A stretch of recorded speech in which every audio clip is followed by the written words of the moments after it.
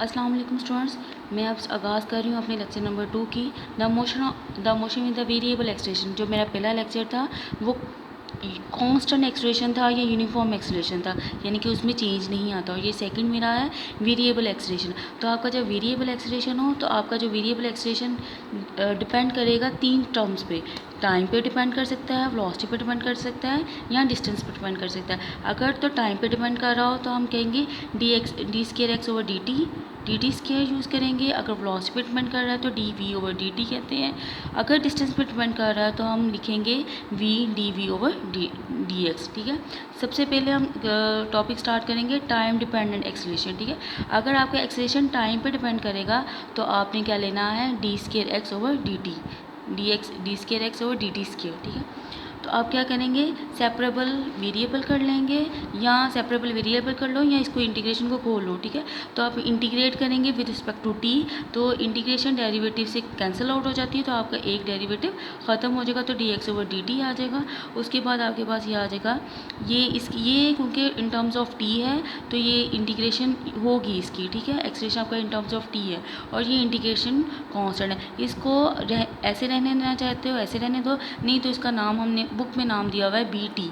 ठीक है, क्योंकि ये इन टर्म्स ऑफ टी है तो इसकी इंटीग्रेशन भी इन टर्म्स ऑफ टी आएगी, तो आप नहीं। अब ये बी इंटीग्रेशन कांस्टेंट है, तो ये आप तब मालूम करोगे जब आपको दी गई होंगी इनिशियल बाउंड्री कंडीशंस दी गई होंगी, तो आप वैल्यू सब्स्टिट्यूट करके निकाल सकते हो। ठीक है, अगेन इंटीग्रेट करेंगे हम, अगेन इसको इंटीग्रेट करेंगे, तो इंटीग्रेट करने के बाद इसी इक्वेशन नंबर 1 को अगेन इंटीग्रेट करेंगे, तो बी की इंटीग्रेशन भी टी के लिहाज से आएगी और ए की इंटीग्रेशन भी टी के लिहाज से आएगी। ए सारी बातें कांस्टेंट है तो इसकी इंटीग्रेशन आपके पास क्या आ जाएगी, वन की इंटीग्रेशन क्या होती है, टी, और ये अगेन इंटीग्रेशन कांस्टेंट आ जाएगा। ठीक है, और ये अगेन इंटीग्रेशन कांस्टेंट कैसे निकाल सकते हैं, जब तक आपको इनिशियल बाउंड्री कंडीशंस ना दी गई। इनिशियल बाउंड्री कंडीशंस दी जाएंगी, हम इसमें पुटिंग करेंगे तो आपके पास बी की वैल्यू निकल आएगी। ठीक है, उसके बाद है, अब है थर्ड आपके पास है वेरिएबल वेलोसिटी डिपेंडेंट एक्सेलरेशन। ठीक है, सेकंड आर्टिकल है आपका। ठीक है, अगर वेलोसिटी डिपेंडेंट एक्सेलरेशन होगा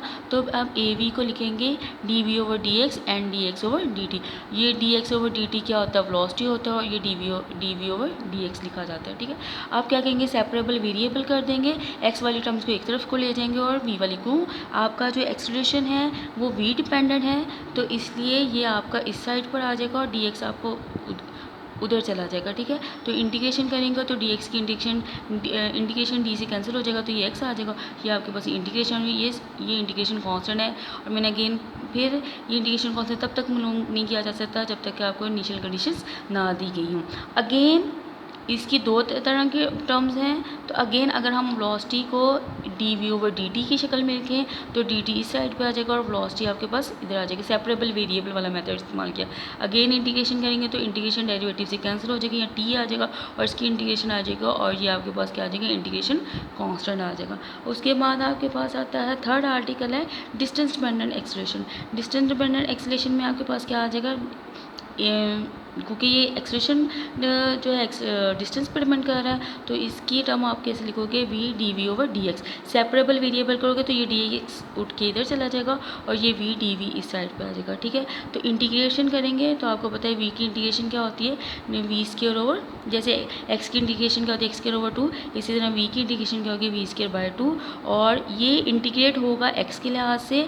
ठीक है, तो हमने इसको एक नाम दे दिया एफ ऑफ एक्स, और इसका इंटीग्रेशन फैक्टर हमने लिख दिया ई ओवर 2 इसलिए लगाया क्योंकि ये भी 2 है। आपकी मर्ज़ी, आप 2 लगाना चाहो लगा लो, नहीं लगाना चाहते ना लगाओ। ठीक है, दोनों साइड पे 2 से मल्टीप्लाई कर देंगे तो आपके पास 2 इधर आ जाएगा, ये ई आ जाएगा, क्योंकि 2 से कैंसिल हो जाएगा।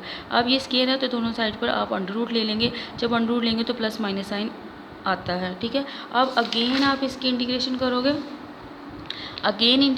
क्योंकि ये वी है, ये वी दिया हुआ है, तो जब आप अगेन इसकी इंटीग्रेशन करोगे तो d we over D x है, तो आपके पास क्या आ जाएगा, सेपरेबल वेरिएबल हो जाएगा। ये एक्स वाली टर्म है, ये डी एक्स के नीचे आ जाएगी और डी टी इस साइड पर, क्योंकि D X over D T हमेशा ओवर के ऊपर होते हैं, ओवर के नीचे नहीं होते। अगेन इंटीग्रेशन करेंगे तो आपके पास ये टाइम का वैल्यू आ जाएगी, तो ये आपके पास आ जाएगी। अगेन इंटीग्रेशन कांस्टेंट ऐड हुआ है और इनिशियल बाउंड्री कंडीशन दी जाएंगी, तो integration constant values find out कर लेंगे। ये आपको आर्टिकल एग्जाम्पल्स में ज़्यादा बेहतर तरीके से समझ में आए।